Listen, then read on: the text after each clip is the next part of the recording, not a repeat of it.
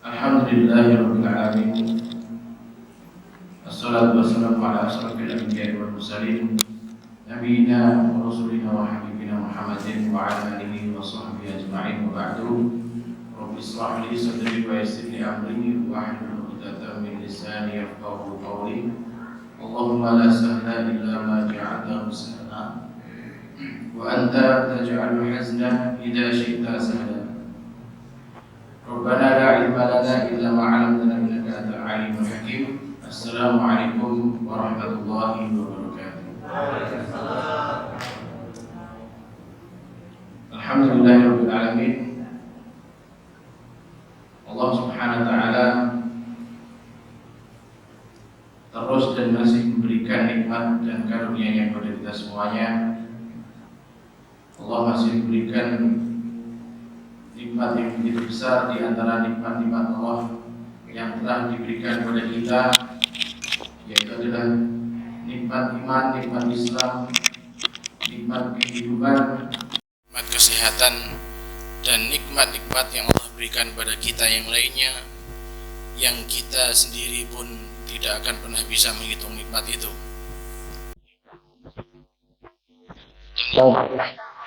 Yang memberikan nikmat Islam, keimanan, Allah masih memberikan hidayah dan taufiknya, sehingga kemudian dibarengi dengan taufiknya Allah Taala, digerakkan hati kita, digerakkan kaki kita, kemudian mendatangi majelis ilmu yang mulia ini. Dan semoga semua yang Bapak Ibu lakukan, mendatangi majelis ilmu ini, majelis ilmu yang lainnya, yang semuanya tentunya tujuannya untuk mengharapkan ridha Allah SWT, semuanya semoga mendapatkan balasan paling baik di sisi Allah Subhanahu wa taala. Dan semoga semua atau di antara amalan-amalan yang kita kerjakan nantinya akan menjadi berat di timbangan kebaikan kita pada saat kita menghadap Allah Subhanahu wa taala di yaumul kiamat nanti. Bapak dan Ibu yang dirahmati Allah Subhanahu wa taala, sebenarnya malam hari ini itu sebenarnya Senin ke-5 itu yang mengisi seharusnya beliau Ustadz Afnan Zain. Beliau bapak saya sudah dipesan sejak hari Sabtu bahwasanya hari Senin minta untuk diisi. Saya mikirnya hari Senin itu ya Senin cuma 4 bulan ini, Senin itu cuma 4, sekalinya ada Senin ke-5, insya Allah. Dan ini juga sepertinya kali pertamanya saya duduk di sini. Biasanya para jamaah itu tahunya saya duduk di sana atau di sini. Yang duduk di sini Ustadz Hermanto. Biasanya seperti itulah. Kemudian kok pindah posisi dari duduk pindah duduk di sini. Masya Allah.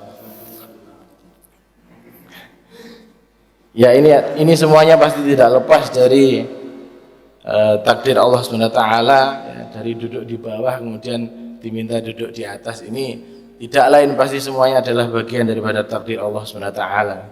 Dan kemudian juga beliau Ustadz Afnan itu meminta saya duduk di sini itu pasti juga ada niat dan tujuan.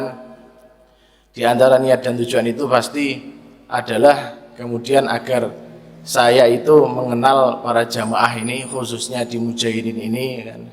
Mungkin yang bagi belum tahu saya jarang juga kesini, apalagi pas waktu kajian Senin itu ya namanya ngurusi anak-anak pondok itu ya ada senang, ada dukanya kan. Kadang kalau pas anak-anak itu gampang diatur ya manut gitu, cium tangan habis itu manut gitu. Kadang kalau susah diatur gitu ya kadang-kadang ya ustadznya harus lebih bersabar nih. Namanya anak SMP dengan anak SMA itu jelas berbeda. Mungkin kalau dulu sewaktu saya mengurus pondok yang tingkatannya SMA, mungkin anak-anaknya itu lebih gampang diatur karena mereka sudah tingkat pola berpikir kedewasaannya itu sudah dapat. Dengan anak-anak ini memang terkadang perlu dielus, terkadang perlu dikerasi, jadi harus tahu celahnya seperti apa. Kadang kalau terlalu keras juga nanti ceklek gitu, terus kemudian hafalannya kadang macet gitu kan, setoran Qur'annya. Jadi ya salah satu tujuan daripada Ustadz Afnan itu adalah kemudian mengenalkan saya kepada panjenengan dan agar kemudian saya lebih akrab pada panjenengan. Walaupun kemudian dari beberapa jamaah ini saya juga sebenarnya sudah, kalau bahasa ngobrol ini sudah insya Allah sudah akrab nih. Tapi ini saya perkenalan kembali nih. Nama saya Mukhlison Darul Ikhwan ya. Asli saya itu ke Kediri, paling ujung Kecamatan Kepung, perbatasan Malang. Pertemuannya dengan istri itu ya atas dijodohkan sama guru saya Ustadz Ahmad Hermanto, seperti itu. Kemudian pada kesempatan malam ini saya akan membahas mengenai satu judul tema yang saya ambil dari kitab Tauhid Muyassar ya. Sering mungkin di antara jamaah mungkin mendengar saya yang saya jelaskan kok tauhid terus saja. Karena ya memang guru saya itu mengajarkan kepada saya itu sementara ini masih 2 kitab, walaupun mungkin kitab yang lainnya itu mungkin belum diperlukan untuk jamaah. Yang pertama yaitu adalah kitab tauhid, yang kedua adalah kitab fikih mazhab Imam Syafi'i. Jadi 2 ini yang saya pelajari dari guru saya, karena mengingat 2 pondasi ini penting bagi seorang muslim di dalam menjalani kehidupannya di dalam berislam. Kemudian tauhid ini banyak sekali pembahasannya dan juga banyak sekali tema yang ada di dalamnya. Maka cukup saya ambil satu cuplikan ini ya. Kalau Bapak dan Ibu sekalian ingin memiliki kitab ini, itu sebenarnya sudah bisa diakses. Tinggal buka HP, tinggal ketik Tauhid Muyassar, terjemahnya sudah ada. Tinggal dibaca, mana yang bingung bisa ditanyakan. Karena buku ini, kitab Tauhid yang ini, khusus Tauhid Muyassar ini adalah saya mencari referensi ya. Ini kan referensi dari guru saya. Kemudian beberapa kitab Tauhid itu yang bahasanya kemudian mudah untuk dipahami, dibaca, dinalar, kemudian disertai dalil-dalil, ya kitab ini sementara yang saya pelajari. Adapun mungkin dulu pada ahad keempat sewaktu Ustadz Fajri, beliau pernah memberikan nama-nama kitab yang mempelajari mengenai tauhid, yang mengenal Allah SWT. Salah satunya beliau menyebutkan kitab yaitu adalah Usul Salasah. Memang ada kitab itu panjenengan cari terjemahnya, akan tetapi kalau panjenengan kemudian baca sendiri, itu bahasanya syekhnya itu bahasanya bahasa orang, untuk orang yang dibaca orang yang berilmu, orang yang bangku-bangku kuliah. Jadi kalau panjenengan baca sendiri gitu pasti akan menemui kebingungan. Maka kemudian setelah saya membaca kitab ini, apabila kemudian dibaca oleh orang awam pun ini adalah kitab yang masih bisa untuk dipahami. Tentunya yang paling afdal, yang paling utama tetap kitab ini harus dibacakan oleh orang yang mengerti.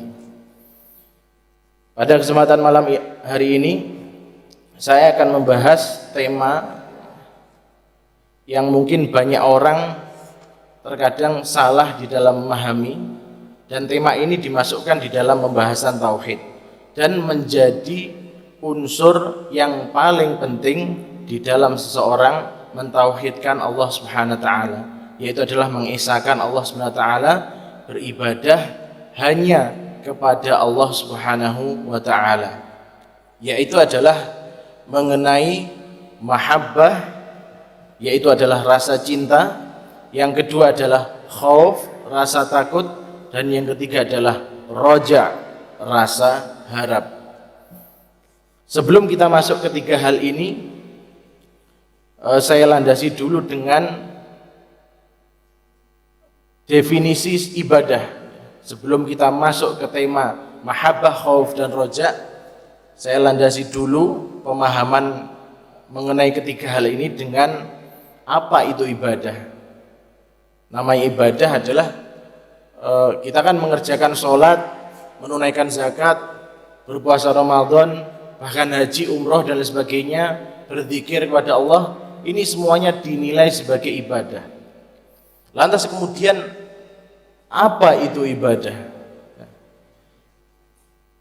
Ibadah adalah segala sesuatu yang dicintai oleh Allah Subhanahu wa taala dan diridhoi oleh Allah Subhanahu wa taala, baik itu berupa perkataan maupun perbuatan, baik itu yang kelihatan maupun yang tersembunyi.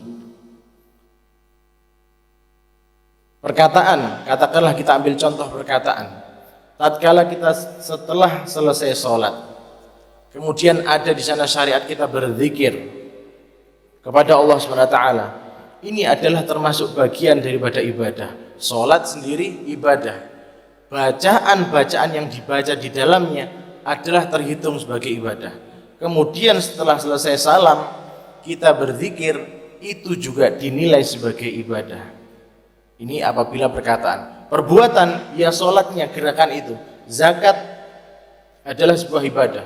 Puasa sebuah ibadah. Yang dengan syarat adalah dicintai oleh Allah SWT dan diridhoinya. Dan semua ibadah yang kita lakukan, sholat, zakat, puasa Ramadan, haji ataupun umrah, semuanya ada dalilnya dan semuanya insya Allah diridhoi oleh Allah SWT. Kemudian yang tampak dan yang tersembunyi. Sholat tampak, kita bisa melihat orang, oh itu orang sedang sholat, ibadah yang nampak. Tetapi kalau ibadah kayak cinta, mahabbah, khauf dan roja, apakah kita bisa melihatnya dari orang? Kita kan manusia itu menghukumi seseorang kan dari zahirnya, dari apa yang terlihat. Kita nggak bisa menghukumi seseorang, wong iki ra ikhlas iki ketoke. Enggak bisa gitu. Kita bisa menghukumi seseorang itu, oh Masya Allah, baik perangainya, sopan orangnya. Kita menghukumi secara zahir. Kalau kita menghukumi kamu ini enggak ikhlas ini, sebaiknya mungkin kamu segera mengundurkan diri dari perusahaan ini. Enggak bisa Pak, kita menghukumi orang enggak ikhlas itu secara zahir, enggak bisa. Maka ini yang dimaksud, yang tampak ataupun yang tersembunyi. Jadi rasa cinta itu juga termasuk dinilai sebagai bagian dari ibadah dengan syarat nanti akan saya jelaskan. Kemudian ibadah juga dalam makna yang lain disebut sebagai sebuah beban syariat ya, ini mengerucut kepada kita sebagai orang Islam, adalah sebuah beban syariat yang dibebankan kepada seorang mukallaf yang kemudian dinilai sebagai ibadah. Beban syariat yang dimaksud di sini adalah yaitu tadi sholat, zakat, puasa, haji, umroh dan lain sebagainya. Ini adalah beban syariat kepada seorang yang mukallaf. Apa itu mukallaf, Bapak Ibu sekalian? Mukallaf itu adalah seseorang yang sudah terpenuhi dua hal. Yang pertama akil, yang kedua baligh. Akil adalah yang dimaksud seseorang yang dia sudah tatkala diajak ngobrol begini, dua orang saling ngobrol itu sudah paham maksudnya, sudah bisa menalar maksudnya. Ini yang dimaksud akil. Kemudian yang kedua adalah orang yang sudah baligh. Di dalam kitab Safinatun Najah, orang dinilai baligh. Kitab Safinatun Najah itu adalah kitab fikih mazhab Syafi'i. Itu orang yang sudah baligh itu apabila memenuhi kriteria. Salah satunya yaitu adalah yang sudah berumur 15 tahun, yang didasarkan dari dalil bahwasanya ada seorang anak bertanya kepada Rasul, kemudian apakah aku sudah boleh aku ingin ikut berperang wahai Rasul, apakah aku boleh ikut?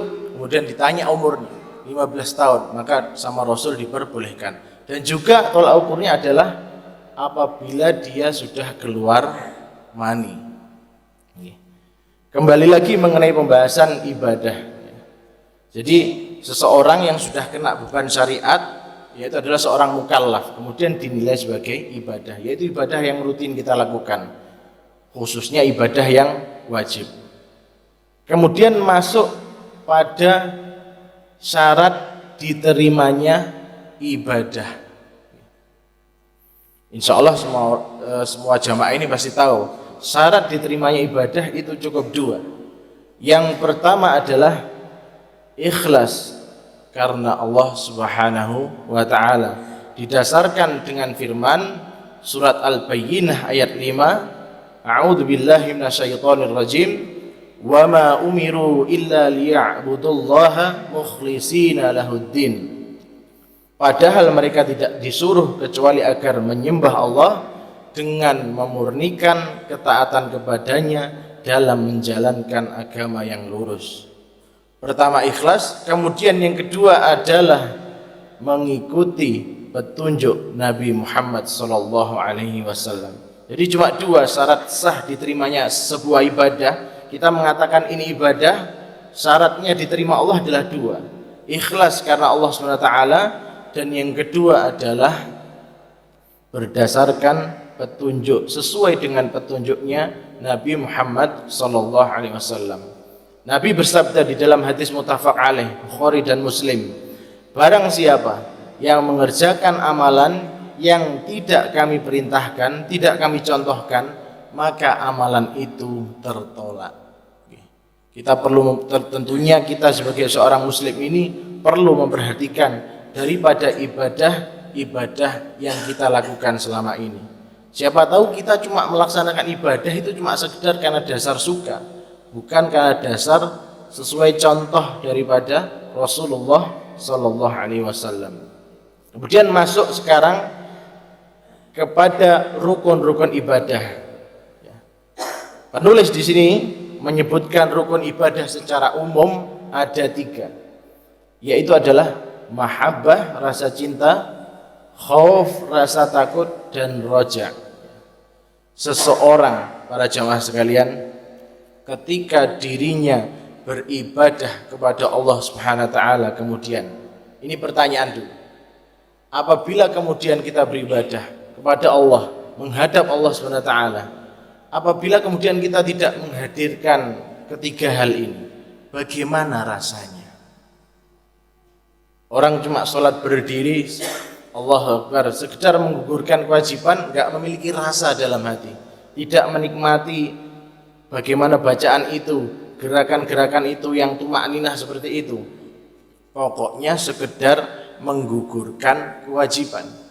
Maka semua orang pasti bisa melakukan kalau cuma sekedar menggugurkan kewajiban, hafal doanya. Tapi ini bagian daripada rukun ibadah, yaitu adalah mahabbah, cinta, khauf, rasa takut, dan roja, rasa harap. Ibnu Qayyim al-Jauzi rahimahullah ta'ala mengatakan, hati kita saat ini, sejak dulu, sejak Rasul diperintahkan, hati kita ini adalah di dalam perjalanan menuju Allah Subhanahu wa ta'ala. Yang artinya kita pasti semuanya manusia, baik yang kafir, Yahudi, Nasara, Muslim, semuanya saat ini dalam perjalanan menghadap Allah Subhanahu wa ta'ala. Dan Ibnu Qayyim mengibaratkan seseorang itu ibarat seekor burung, ya. Apa namanya? Mahabbah, khauf, dan roja ini diibaratkan seekor burung. Kepalanya ini adalah mahabbah, rasa cinta. Kemudian kedua sayapnya ini adalah khauf dan roja. Kita bayangkan, kemudian apabila kepala tidak ada, maka mati. Maka hati itu akan mati.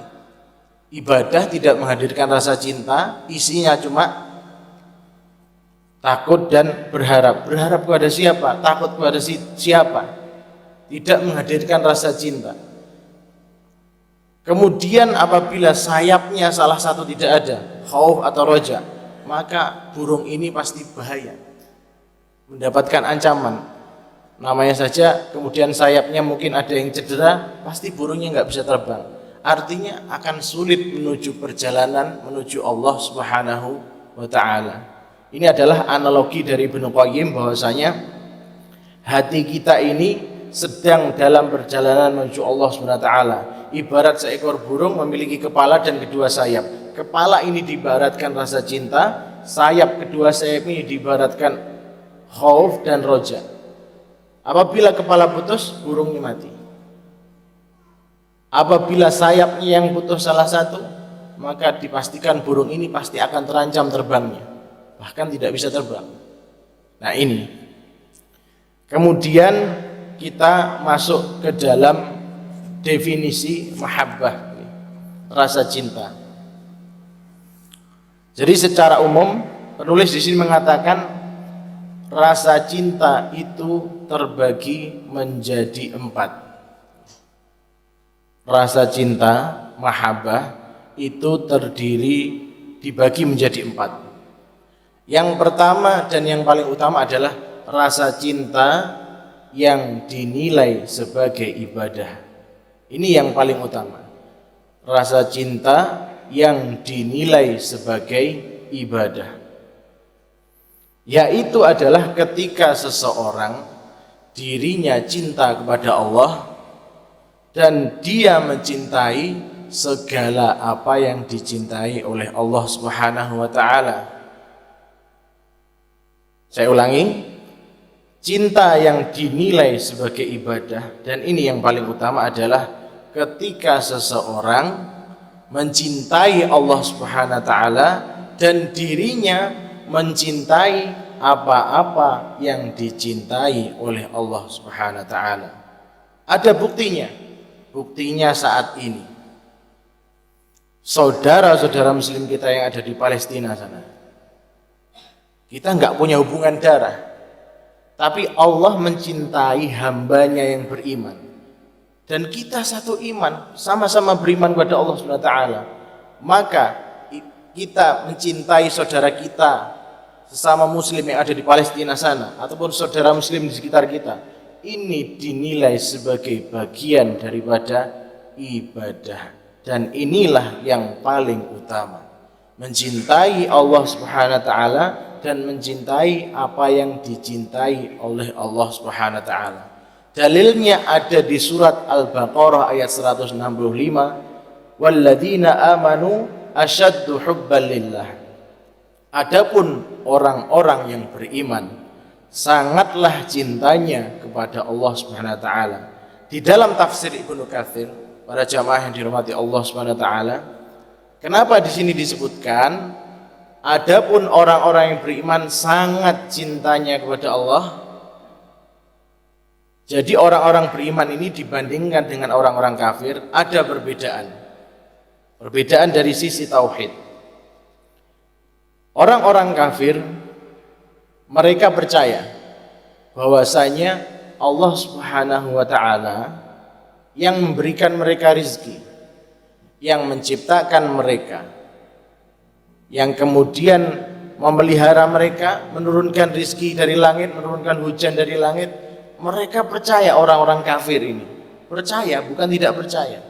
Artinya kedudukan orang beriman dan orang kafir pas pada bagian ini sama-sama mengakui bahwasanya Allah lah yang menciptakan mereka, memberikan rizki mereka, memelihara mereka, menurunkan hujan dari langit, yang menghidupkan mereka, yang mematikan mereka. Tetapi yang bagian kedua inilah yang kemudian orang beriman disebut sangat cintanya kepada Allah, yaitu adalah ketika ibadah kepada Allah, ketika mereka beribadah kepada Allah, orang-orang beriman ini melakukan ibadah yang benar. Kalau orang-orang kafir mereka terkadang itu ada wasilahnya. Sebagaimana kaum kafir Quraisy, mereka percaya kepada Allah, tetapi mereka menyembah berhala, menjadikan berhala itu wasilahnya. Sedangkan kita kaum mukmin, orang-orang Islam, menyembah kepada Allah SWT berdasarkan syariat yang telah diperintahkan kepada manusia. Makanya kemudian di dalam ayat ini orang-orang yang beriman itu dikatakan sangat cintanya kepada Allah karena dirinya mengakui Allah SWT yang menciptakan, juga dirinya beribadah kepada Allah dengan benar. Inilah perbedaan kaum kafir dan orang-orang yang beriman. Lantas kemudian ada juga perbedaan dengan perbedaannya orang Islam dan orang Yahudi. Itu tentunya dengan pembahasan yang lain. Kemudian cinta yang kedua adalah cinta yang pertama tadi cinta yang dinilai sebagai ibadah, yang kedua adalah cinta yang dinilai sebagai sebuah kemusyrikan, sebuah kesyirikan. Jelas sekali maksudnya adalah ketika seseorang mencintai selain Allah Subhanahu wa taala, bahkan dengan penghormatan yang berlebih-lebihan, yang padahal penghormatan itu harusnya khusus untuk Allah Subhanahu wa taala. Jadi sampai mengagung-agungkan pada selain Allah tersebut. Misal contoh yang paling kelihatan Bapak Ibu sekalian, yaitu adalah orang-orang Syiah. Bagaimana kemudian berlebih-lebihan di dalam mengagung-agungkan Hasan dan Husain. Padahal Hasan dan Husain ini adalah sama-sama makhluknya Allah Subhanahu wa taala. Sampai menangis-nangis, padahal tangisan itu yang kemudian dinilai ibadah itu seharusnya arahnya adalah kepada Allah Subhanahu wa taala. Inilah salah satu contoh daripada rasa cinta yang dinilai sebagai sebuah kemusyrikan. Apalagi kemudian mungkin kita jumpai dan jelas kita jumpai saat ini ya, seseorang yang melakukan praktek sebagaimana orang-orang kafir Quraisy terdahulu, yaitu adalah menyembah berhala. Kita menjumpai orang-orang yang ini patung, ini kemudian dupa dinyalakan, terus ada begini-begini tancapkan. Nah, ini kan berhala, jelas patung, jelas nggak bisa memberikan manfaat dan mudarat bagi kita. Tetapi ketika kita meyakini patung ini bisa memberikan manfaat mudarat, bisa mendatangkan sakit kepada diri kita, bisa memberikan rizki kepada kita, ini jelas kemusyrikan. Dalilnya masih sama, yaitu adalah Al-Baqarah ayat 165. Wa minan nasi may yattakhidhu min dunillahi andada yuhibbunahum kahubbillah. Dan di antara manusia ada orang-orang yang menyembah tandingan-tandingan selain Allah. Mereka mencintai sebagaimana mereka mencintai Allah. Tolak ukurnya gampang. Sesuatu dinilai kemusyrikan adalah dia meyakini bahwasanya sesuatu ini, baik dia benda mati, contoh patung, baik dia manusia, dia meyakini bahwasanya manusia ini bisa mendatangkan rizki, manusia ini bisa memberikan rasa sakit kepada kita, yang padahal sifat-sifat ini adalah hanya dimiliki Allah. Maka ini adalah sebuah bentuk kesyirikan, meyakini ada selain Allah yang bisa mendatangkan manfaat ataupun mudarat. Ini adalah cinta yang dinilai sebagai sebuah kemusyrikan. Kemudian yang ketiga adalah cinta yang dinilai sebagai sebuah bentuk kemaksiatan. Orang mencintai kemaksiatan, jelas, yaitu adalah seseorang yang mencintai kemaksiatan, perbuatan yang diharamkan oleh Allah, perbuatan bid'ah. Firman Allah Subhanahu wa taala di dalam surat An-Nur ayat 19 yang artinya, sesungguhnya orang-orang yang ingin agar berita perbuatan yang sangat keji itu tersiar di kalangan orang-orang yang beriman, bagi mereka azab yang pedih di dunia dan di akhirat, dan Allah mengetahui sedangkan kamu tidak mengetahui. Para jamaah yang dirahmati Allah Subhanahu wa taala, baru-baru ini saya cerita sedikit. Kalau melihat daripada ayat ini, saya teringat sebuah kejadian. Ada dua buah kejadian ya. Mungkin pernah saya ceritakan di kajian Rabu sebelumnya. Jadi sepekan yang lalu saya ke Kediri, kemudian saya cari makan bersama istri. Kemudian saya mendapati dua orang. Yang satu jelas perempuan karena duduknya itu menghadapnya ke sana, saya di timurnya. Duduknya agak serong begini, kepalanya saling menghadap begini. Saya nilai yang pertama adalah perempuan karena pakai jilbab, seragam SMA putih dan abu-abu. Kemudian yang satunya lagi tidak berjilbab. Saya belum bisa menentukan ini laki-laki apa perempuan. Kemudian saya lihat kalau namanya sahabat, kalau namanya sahabat kan ya kadang pelukan, kadang pegangan tangan, namanya sahabat kadang seperti itu. Tapi ada sesuatu yang namanya manusia, kembali lagi, manusia kan menghukumi berdasarkan zahirnya, apa yang nampak.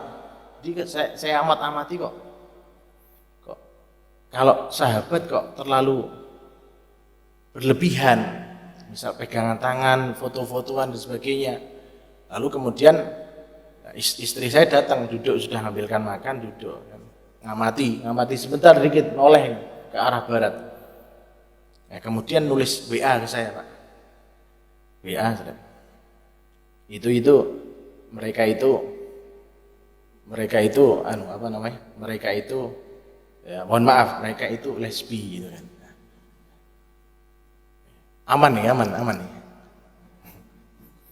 Mereka itu lesbi. Saya kemudian saya agak begini, Pak, melihat, memastikan wajahnya yang satunya yang nggak pakai jilbab gitu loh. Karena potongannya kelihatan kayak laki-laki. Saya amati, loh, perempuan ternyata. Masya Allah. Artinya begini, Pak. Sebagaimana saya pernah mengatakan, saat ini orang-orang Islam itu dalam pendapat saya, Pak, artinya orang lain saya kan boleh berpendapat, saat ini orang-orang Islam itu sedang di dalam krisis keislaman, krisis keimanan. Maksudnya adalah orang Islam banyak yang nggak tahu Islam itu apa. Orang Islam percaya pada Allah tapi tidak melakukan sholat. Banyak kita jumpai. Orang Islam tidak berpuasa pada bulan Ramadan, ya, minum-minum es di tengah sawah, kan? Minum legen, tutupi kain, gitu. Saat ini orang-orang Islam ini dalam keadaan krisis keislamannya. Inilah kemudian kenapa jangankan membicarakan akhir zaman, kita bicarakan kebangkitan Islam. Kan Nabi mengatakan kebangkitan Islam itu kan 2 kali. Dulu sudah, dan yang kedua ini kan belum, Pak. Dan bahkan ada salah satu seorang Yahudi mengatakan, ya, setelah menyerang Palestina saat itu dulu, dia mengatakan di ujung akhirnya itu dia ketakutan setelah menyerang Palestina itu, kemudian dia malamnya itu ketakutan, tapi kemudian besok paginya dia bangun dalam keadaan tidak apa-apa. Kemudian memberikan komentar, umat Islam saat ini adalah umat yang sedang tidur. Karena umat Islam ini saat ini terpecah-pecah. Sudah tahu jelas ada bentuk kezaliman, penjajahan, tetapi kemudian pergerakannya itu tidak signifikan. Ini adalah sebuah bentuk kemaksiatan, cinta yang dinilai sebagai sebuah bentuk kemaksiatan. Minum khamr, menyukai minum-minuman keras, makan babi, bahkan yang viral itu orang Islam buat konten makan babi, nyoba kulitnya yang katanya kriuk itu, kemudian pakai bismillah. Apakah kemudian menjadikan babi itu halal? Tidak, tetap haram, malah masuk penjara. Dia buat sendiri malah masuk penjara sendiri, malah apes sendiri.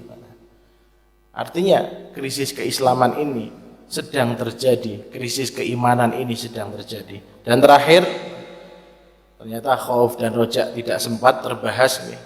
Mungkin kalau ada kesempatan lagi, kesempatan duduk di sini, kita insya Allah akan kita bahas lagi. Dan yang terakhir yaitu adalah rasa cinta yang sifatnya adalah tabiat, bawaan daripada manusia. Dan ini adalah cinta yang dibolehkan oleh Allah Subhanahu wa taala. Bawaan daripada manusia, bawaan daripada sejak kita lahir, yaitu ketika seseorang dirinya mencintai istrinya, seseorang yang dirinya mencintai anaknya, mencintai dirinya sendiri. Ini adalah semuanya boleh. Ini didasarkan firman Allah Subhanahu wa taala di dalam surat Ali Imran, Ali Imran ayat 14, dijadikan indah pada pandangan manusia kecintaan kepada apa yang diingini, yaitu wanita-wanita, anak-anak, harta yang banyak dari jenis emas, perak, kuda pilihan, binatang-binatang ternak, sawah, ladang. Itulah kesenangan hidup di dunia, dan di sisi Allah lah tempat kembali yang baik, yaitu adalah surga. Begitu jelas Allah SWT menjelaskan di sini, ya, artinya ini adalah bagian sesuatu cinta yang sudah bawaan sejak kita dilahirkan. Ya. Di sini juga ada penegasan bahwasanya fitrah laki-laki disebutkan yang dicintai, wanita-wanita. Fitrahnya manusia adalah laki-laki menyukai perempuan dan perempuan menyukai laki-laki. Nah, terus kemudian frekuensinya ganti ini, nah ini sesuatu yang tidak sebagaimana fitrah yang disebutkan oleh Allah Subhanahu wa taala. Kemudian anak-anak pasti tidak mungkin tidak ada orang tua yang tidak menyayangi anaknya, yang tidak mencintai anaknya. Bahkan sakit pun, jauh pun didatangi. Saya dulu Bapak Ibu sekalian, saya kerja di Kalimantan. Saya cuma sebenarnya nggak boleh sebenarnya seorang anak itu kebanyakan ngeluh ke orang tuanya sebenarnya tidak boleh. Waktu itu mungkin kurangnya keilmuan saya telepon, Bu, iki rada lara iki gak penak iku awakku. Lah apa lara apa? 2 hari kemudian, kalau enggak seminggu kemudian, kok tiba-tiba bapak saya nyebrang dari seberang jalan, itu kan jalan besar, ada pelabuhan speed kan, di Kalimantan itu kan habis naik pesawat masih naik taksi lagi, habis naik speed 1,5 jam. Tiba-tiba sudah di depan pelabuhan datang. Loh, iya, dikongkon ibumu nyambangi awakmu. Masyaallah. Artinya kan ini berdasarkan fitrah dari firman Allah SWT.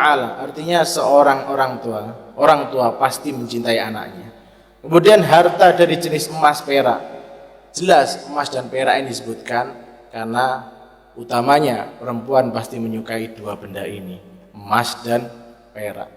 Kemudian kuda-kuda pilihan, mungkin saat itu orang-orang Arab itu menyukai kendaraan kuda. Sekarang mungkin kita ya mobil-mobil, motor-motor yang kita cintai, motor-motor tua, mobil-mobil tua yang kita rawat, binatang-binatang ternak, dan kemudian sawah dan ladang, tanah, aset, kita pasti cinta ini. Dan ini oleh Allah SWT, dan ini adalah cinta yang itu adalah sifatnya bawaan, dan itu adalah boleh di sisi Allah Subhanahu wa taala.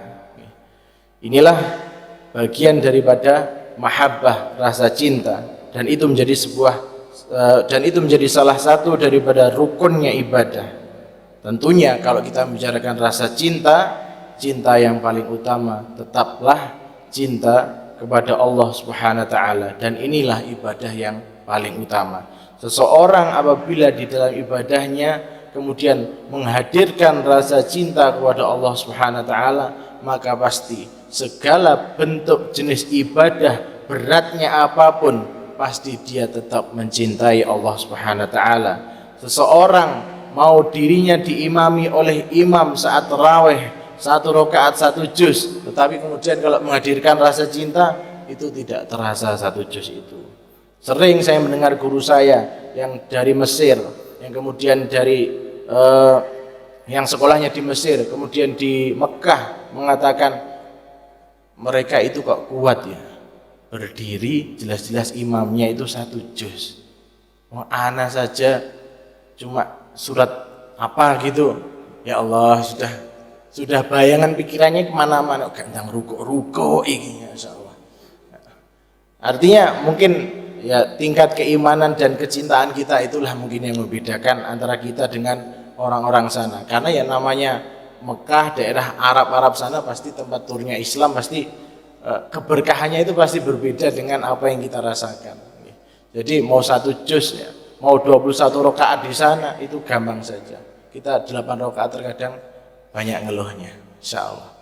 Demikian mungkin ini yang dapat kami sampaikan. Apabila kemudian di dalam apa yang saya sampaikan ini terdapat kesalahan, maka tentunya itu adalah itu datangnya dari kami pribadi, dari saya pribadi. Apabila kemudian yang saya sampaikan tadi ada kebenaran, maka tentunya itu kebenaran adalah mutlak datangnya dari Allah Subhanahu wa taala.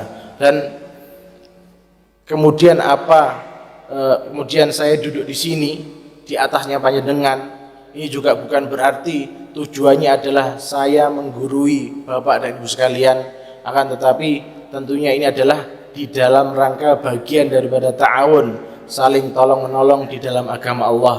Apa yang saya ketahui saya bagi ke panjenengan, sehingga kemudian kita memiliki ilmu dan pemahaman yang sama, sehingga kemudian nantinya tatkala di akhirat panjenengan bertemu dengan saya, kemudian saya belum masuk surga, ternyata masih mempertanggungjawabkan perbuatan saya di neraka, maka saya minta tolong, mohonkan ampunan kepada Allah Subhanahu wa taala. Begitupun juga sebaliknya, apabila saya tidak mendapati panjenengan masih mempertanggungjawabkan perbuatan jenengan di nerakanya Allah Subhanahu wa taala, saya pasti akan mohonkan kepada Allah agar kemudian kita dikumpulkan di dalam surganya Allah Subhanahu wa taala bersama-sama. Semoga kita semuanya mendapatkan syafaat dari Nabi kita Nabi Muhammad SAW, dan semoga yang terakhir, semoga kita senantiasa diberikan keistiqomahan oleh Allah Subhanahu wa taala dalam beribadah, dan semoga kita berdoa semoga saudara-saudara muslim kita di Palestina sana dan orang-orang yang terdolimi di negara-negara yang lain, semoga Allah Subhanahu wa taala memberikan pertolongan, karena pertolongan tatkala seseorang dalam keadaan sempit dizalimi, pasti pertolongan Allah akan segera datang kepada mereka. Demikian, marilah kita tutup kajian ini dengan membaca hamdalah dan doa kafaratul majlis. Alhamdulillahirabbil alamin. Subhanakallahumma bihamdika asyhadu an la ilaha illa anta astaghfiruka wa atubu ilaik. Wassalamualaikum warahmatullahi wabarakatuh.